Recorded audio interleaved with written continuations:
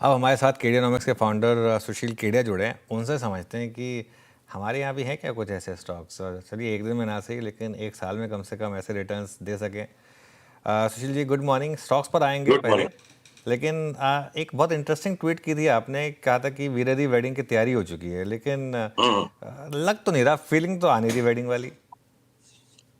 अनुज, ऐसा बताओ, अपनी इंडियन मैरिजेस में कितनी ही शादियां ऐसी होती है जहां कोई ना कोई फूफा मुंह फुला लेता है और फेरे होने तक, विदाई होने तक भी उसका मुंह फुल्ला ही रहता है, बार बार लोग मनाते रहते हैं। तो मुझे लग रहा है कि जो 9 मई को इस साल निफ्टी ने 25,140 का टॉप किया और उसके बाद से sequence of higher tops and slightly lower bottoms जो बन रहे हैं, वो अनिश्चितताओं के वातावरण में, खराब से खराब खबरों के वातावरण में, अगर निफ्टी, बैंक निफ्टी इस शादी में फूफा बन के बार बार मुंह फुलाएं तो क्या शादी रोक देंगे हम? जो वीरे के यार हैं, 150 से 200 स्टॉक्स तो तैयार हो चुके हैं जो जम के नाचेंगे।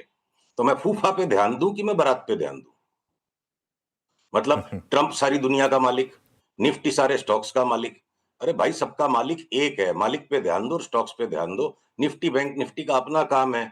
वो परेशान करते करते भी अगर 27,000 तक निफ्टी चली जाएगी, फिर वापस 24,300 आ जाएगी, और बैंक निफ्टी 60,000 तक भी जाके वापस 5400 आ जाएगी। हमारा साल भर का आउटलुक है।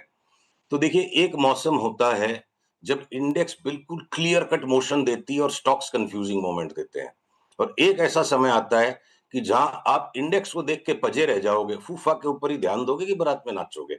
ये हमने अपने निवेशकों को कहा है, यही हम आपके दर्शकों को कहेंगे। ओके, नॉर्मली इंडेक्स मार्केट का रिप्रेजेंटेटिव होना चाहिए, ऐसा एमबीए की किताबों में लिखा हुआ है। जीवन में क्या होता है उस पर ध्यान दो। जीवन में क्या है उस पर ध्यान दो। चलिए, बिल्कुल। तो पहले एक तो लार्ज कैप स्टॉक की बात करते हैं। कोई है आपके रिडार पर लार्ज कैप स्टॉक जो निफ्टी या बैंक निफ्टी में आपको लग रहा है कि थोड़ा सा पोटेंशियल है, और उसके बाद फिर थोड़ा से बाकी स्टॉक्स पर आएंगे। देखिए, पोटेंशियल तो बारी बारी से रोटेट होता है। अब अगर यहाँ से रिलायंस टेक ऑफ होने को तैयार है, अडानी पोर्ट्स और अडानी इंटरप्राइजेस ने अपनी अपस्विंग स्टार्ट कर दी, भले ही भारतीय रूसा हुआ सा लग रहा है, पर यहाँ पे इंडस टावर लगता है 60-70% बढ़ जाएगा। यहाँ से हो सकता है ज्यादा भी बढ़ जाए। वोडाफोन आपको पसंद नहीं है, पर वोडाफोन की भी चार्ट तैयार है, वो इंडेक्स के बाहर है, उसमें भी एक्सप्लोसिव मूव आएगी, तो वहाँ टेलीकॉम रेडी हो गया। अब अगर आपके जो भेल है आपके जो भारत फोर्ज है, ये अगर डबल से भी ज्यादा होते हमें लग रहे हैं, तो देखिए क्या है, सरकार ने लोगों के हाथ में 12 लाख तक टैक्स फ्री कर दिया, और इनकम टैक्स में, और अभी जीएसटी के अंदर में भी रियायत जो आ गई। इसका मतलब है जीएसटी का बर्डन ज्यादातर केसेस के अंदर में बिजनेस सर्विसेज और गुड्स प्रोवाइडर पे शिफ्ट हो गया। लोगों के हाथ में पैसे बढ़ जाएंगे। तो अब जो बचता है कि हर एक पिन कोड से एक आम आदमी खर्चा करेगा, और चार्ट्स बता रही हैं कि जैसे रेलवेज, डिफेंस, रियल्टी तैयार थे, अब उसके साथ फर्टिलाइजर के स्टॉक्स जुड़ जाएंगे। मैं 5-6 आज आपको फर्टिलाइजर्स की चार्ट दिखाना चाहूंगा, समय रहेगा तो, जो बेफाम तेजी कर सकते हैं। अब अगला सेक्टर जो आ रहा है, इंजीनियरिंग। तो ये सारे गवर्नमेंट लार्जेसेस पे, गवर्नमेंट काइंडनेसेस पे डिपेंड करते हैं, कि लग रहा है कि लोगों के हाथ में पैसा छोड़ के कि आप भी खर्चा करो। अब अगर सरकारी तेजी आ जाए, यहाँ पे बड़े खर्चे शुरू हो जाएं, तो इंडेक्स अपने ड्रामे कर सकती है और ये सिलेक्टिव स्टॉक्स भाग जाएंगे। तो अडानी के अलावा, रिलायंस के अलावा, अगर आपके एफएमसीजी चल ही रहे हैं, टाटा मोटर्स में ठीक एक बार 50 रुपए के फ्लक्चुएशन की जगह पर हमारा वो 1100-1200 का कॉल इंटैक्ट है। अब जीएसटी की खबर को देख के लोगों को उसमें रिलीफ मिलेगी। सिर्फ एक मेटल्स के ऐसे स्टॉक्स हैं जो हमें बड़े संदेहास्पद लग रहे हैं, और मेटल्स में सिर्फ एक steel authority of India limited है जो इकलौता बाई है। फेरस, नॉन फेरस कोई सा मेटल हमारे यहाँ बाई नहीं है। जो भी थोड़ी बहुत तेजी होनी है होने दो, उसके बाद हम शॉर्ट करेंगे। तो इंडेक्स के अंदर में भी ना अनुज, घूम फिर करके आगे से बारी बारी सबका नंबर आ जाएगा। एक स्टॉक जो लास्ट टाइम लार्ज स्टॉक्स में से अपना डिस्कस होना बाकी रह गया था बैंक निफ्टी में, कि अगर एचडीएफसी बैंक सिर्फ 6-7% बढ़ेगा और आईसीआईसीआई 15-16% बढ़ जाएगा, तो बैंक निफ्टी में 60,000 तक की कल्पना करने की हिम्मत किस बात पे कर रहे हैं?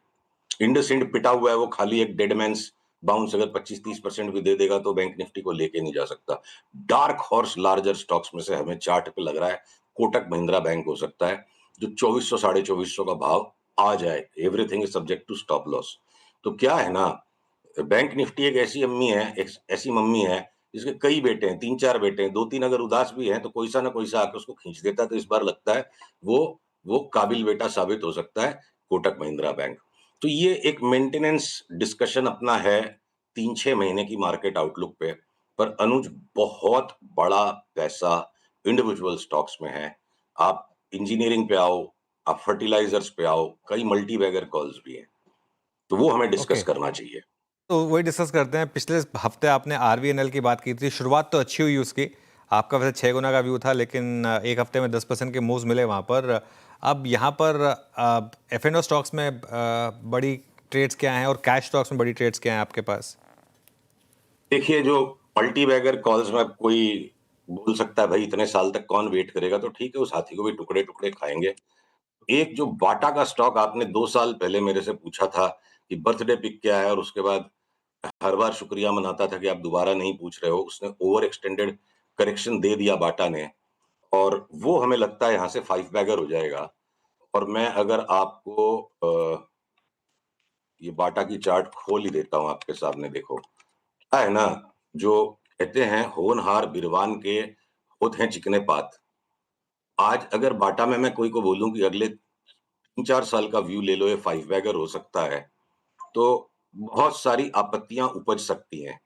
आप अगर बाटा के इस इतिहास को देखो मेरी स्क्रीन पे शेयर्ड चार्ट को, तो ये नैस्डैक कहाँ से आ गया, रुकिए, सॉरी। हाँ, ये देखिए, ओवर एक्सटेंडेड करेक्शन जो 2 साल का हो गया बाटा में, हुँ? और अब आप इसकी 20 साल की हिस्ट्री को देखो।